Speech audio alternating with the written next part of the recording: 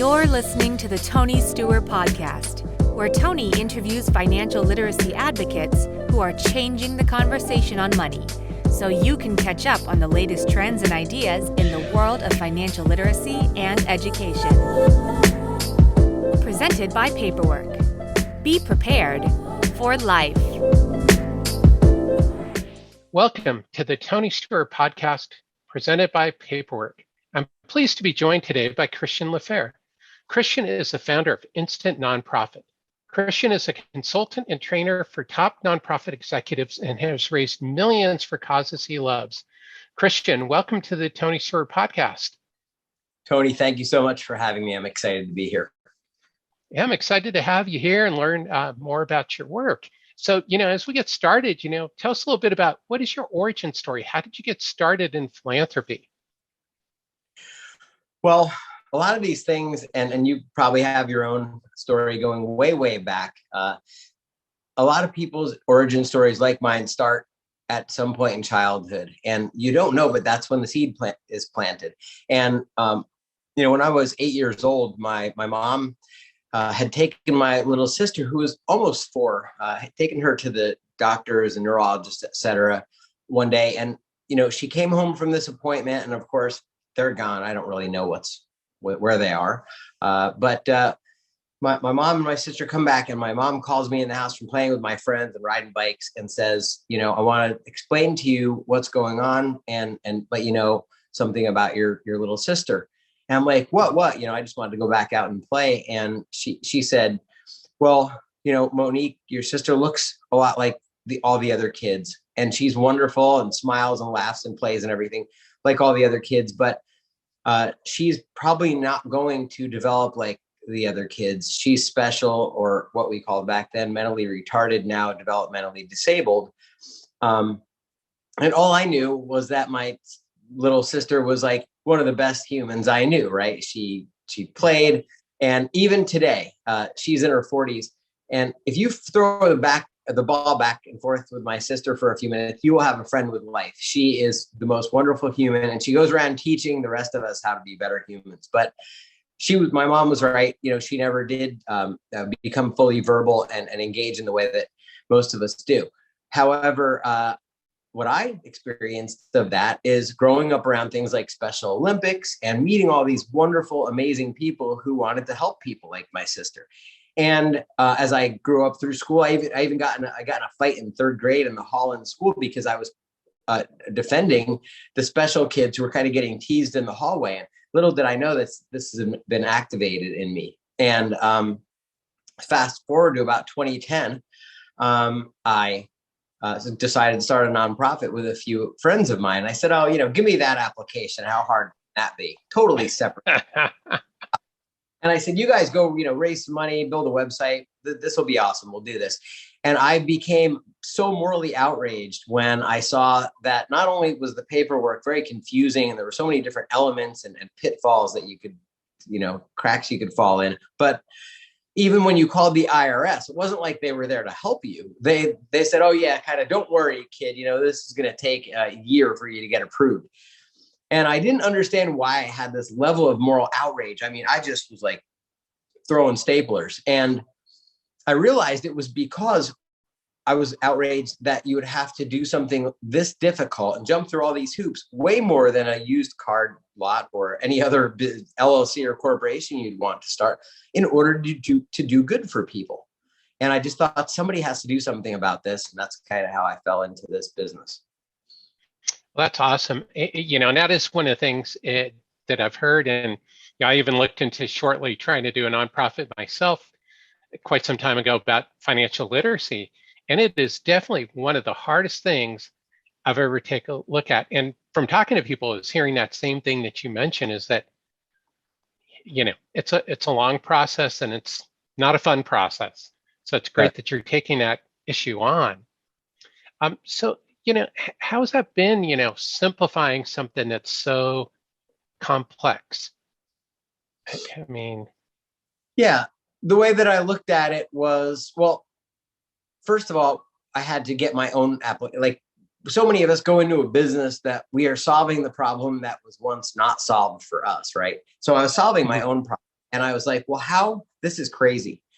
I'm not just going to accept the status quo. What can I do about this? And so I took the number of my agent that they had given me, and I changed the last couple of numbers, up or down. And I dialed for dollars. I was just a cold calling cowboy, just every phone number that anyone I could get to pick up the phone. If I just changed the last two numbers, it would probably be an agent at the IRS. And indeed, I did a few people to pick up the phone. I said, what makes this so difficult? And how, what's the best file you've ever seen? Why does this get delayed so often?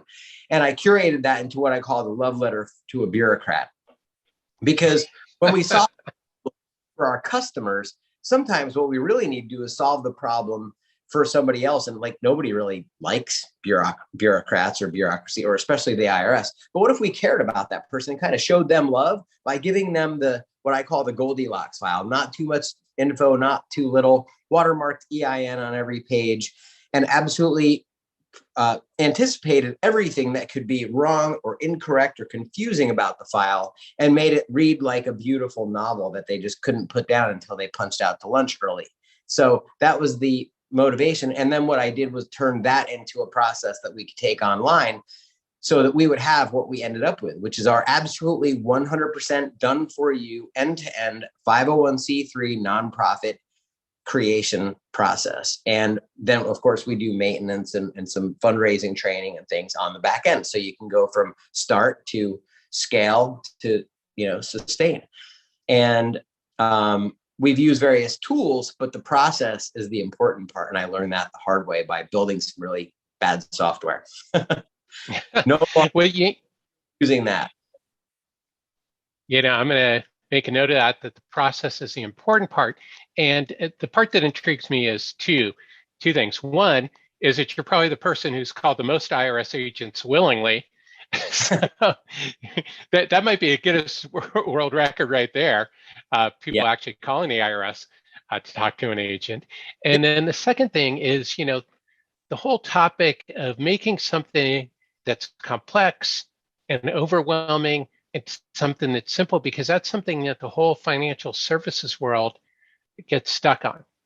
There's so many things that are arguably simple, applying for a mortgage, and you get back that stack of papers that's ridiculously big, and nobody's going to come through it. So I'm glad you were able to address that issue. And, as we talk about it, and the importance of this, we were going to talk a little bit about philanthropy and financial wellness, but can you talk a little bit more about, applying this practice of making something simple to something as complex as the financial services field? Yes. So one of the challenges with the financial services field that might exist in a way that it doesn't in this space, and allowed me to innovate freely in the process, is the regulations. Now, there are regulations governing nonprofits, but there are a lot of different ways to go about, gathering the information and compiling and providing that information to not only the IRS, the state government. I mean, there are probably 26 discrete processes, tasks that someone needs to go through in the right order to create a 501c3 nonprofit. And, I know that in the financial services industry, there's a lot of regulations and red tape. And then, of course, in 2008, there were even more where things couldn't be done without the borrower's permission or whatever on mortgages, various things. So I don't know if that's a difference, but being able to freely innovate and go, okay, where does the customer's name appear, right? How many different do you have to put that on in a mortgage or in a nonprofit? We collect it once. So the majority of our customers by far are in and out in about 30 minutes of work in its entirety. So we do this for less than a third of the cost of the attorney. On the low end, we of course have bigger packages for more robust hands-on services. But the basis of all of our packages is this done for you 501c3 creation process. And you're in and out in 30 minutes. And the only way we could do that was by taking a look at every possible process you'd have to do and front-ending our process with that. So we only collect that information in one smooth flow at the beginning of the entire process. And then we can loop back if there are any concerns or questions, get that limited power of attorney, and then absolutely do it for you on the way out. That is what allows us to fulfill our mission as a company, which is not filings. It's not just the forms and things. Our mission as a company is to help you focus on your mission by starting a nonprofit, whether that is for a family foundation so that you can give in a controlled and sensible and strategic manner, or maybe you have a profit you start alongside of your for-profit business. So you have, Joe's Roofing, and you have Joe's Roofing Foundation. And then Joe can put on a suit once in a while, go to the silent auction and put a halo on his company and give away some of that, that beautiful abundance that he's experienced in the community. And sure, there's ancillary benefit to the business, but that's the real reason we're here, is to help people bend the arc of history with their nonprofit and not get bogged down in that paperwork, which takes away from the kids in Haiti or the neighborhood initiative or the Little League kids from getting their new uniforms. Yeah, that's wonderful, because I think you nailed it. That's part of the issue with the financial services industry, is that the process does take a really long time, and there's a lot of forms and things to fill out. So I think the principles are very relevant to the financial services industry, and the lessons that can be learned from what you've put together is basically front end that information instead of requesting it, right, a couple hundred times. So that's great. And then, I think the other thing that's intriguing, and this does get back to, the conversation about philanthropy, is, why is philanthropy so important to people in their financial life for their financial wellness? Well, I was watching I was actually watching a hip hop, like a rapper artist who's now older, and he was dispensing with some very accurate Zen interpretations, right? Zen life lessons. And one of the things he said is, it starts with happy, or it starts with being in a place of congruence in your life that the money comes. But you can make money and force it and not have it the other way around. And so when one is planning their financial future, and I think we're seeing this more today than we used to. I used to fly around the United States with a briefcase and a PowerPoint and like an archaic, caveman laptop, and give PowerPoints and raise millions of dollars from complete strangers. I couldn't believe how generous people were. It was a wonderful job. And it was when I was very young in the nonprofit world. And those folks, I'd be out at a farm implement manufacturer in Iowa, and they would be the most wonderful, salt of the earth people, but they never had thought about what they would do with their legacy, what they would do in the future to provide for the community after, the husband and wife have their nice truck, the kids have the college, grandkids are taken care of. And then they go, okay, well, what's my legacy? I'm doing 20 million a year, or 10 million, 1 million a year, whatever it is.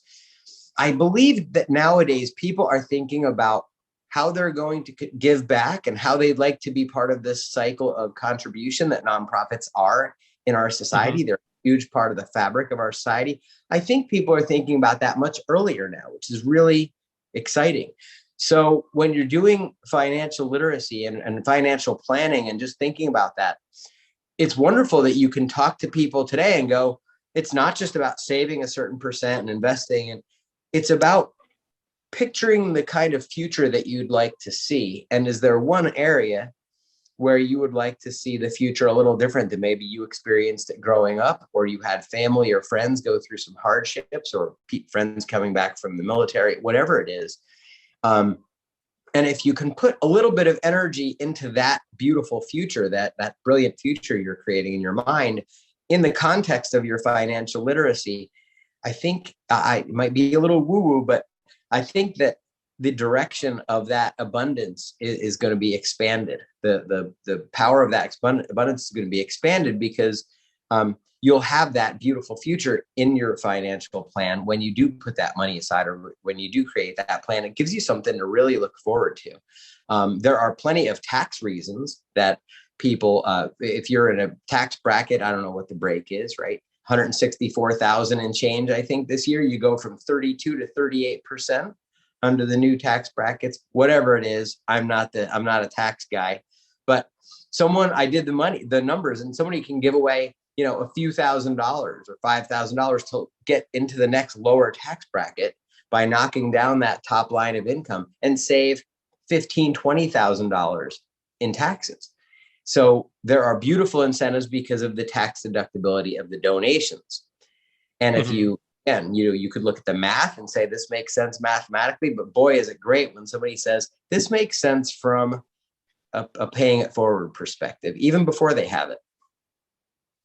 That's great. And I know that's one of the things that you talk about is, paying it forward. Why do you feel it is important for people to pay it forward? Again, I believe that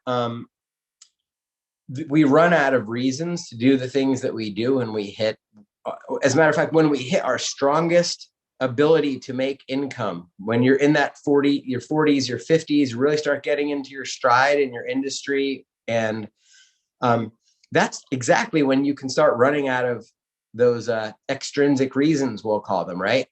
The house, the vacation, the whatever, right? It's like, okay, they've done these studies. People get comfortable at a certain level of income, and after that, it's extras. Yes, it's wonderful to have money, but how do you keep that kind of happiness factor growing along with your income? And I believe that having something really positive that that you're contributing to in the world is actually a way to keep yourself motivated and aligned with your values inside your work, inside your income production and your investments and all those things. And so that's one side of it. And the other is people want to do business with people, and people want to reward and vibe with others who they believe are good people and who they believe are contributing. So paying it forward has so many good effects, both from the inside, from the inside to the logic of how you're constructing your portfolio, to really what I call the nonprofit the quantum entity, because you're super positioning yourself, you're projecting yourself into a whole new realm when you connect with people at a heart level. And so if you're out there in the community and they say, what do you do? Well, I have a roofing company, but what I really love is to give my guys a half a day off every other Friday, and we go fix the roofs of people on the other side of town who can't afford it, or maybe who are on a fixed income, they're elderly. And I love to see their faces when we stop that leak. You have that conversation instead of the usual I'm Joe the roofer conversation, and watch your life explode with both possibility, business deals, and just a genuine connection with people. And don't we want to do business with people we connect with at the heart level? That's how it works.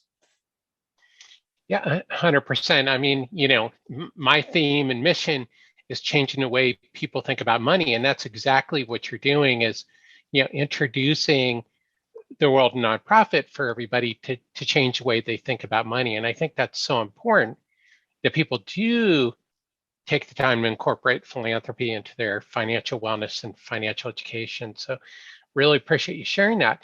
So, as we wrap up, can you share with us what's your number one tip on financial wellness?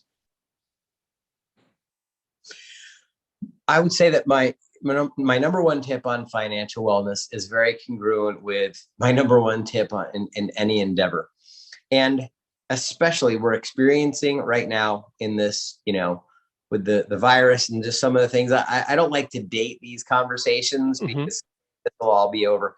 But it's really created additional pressure where there already was, where people in society are asking themselves, does what I do every day match my values?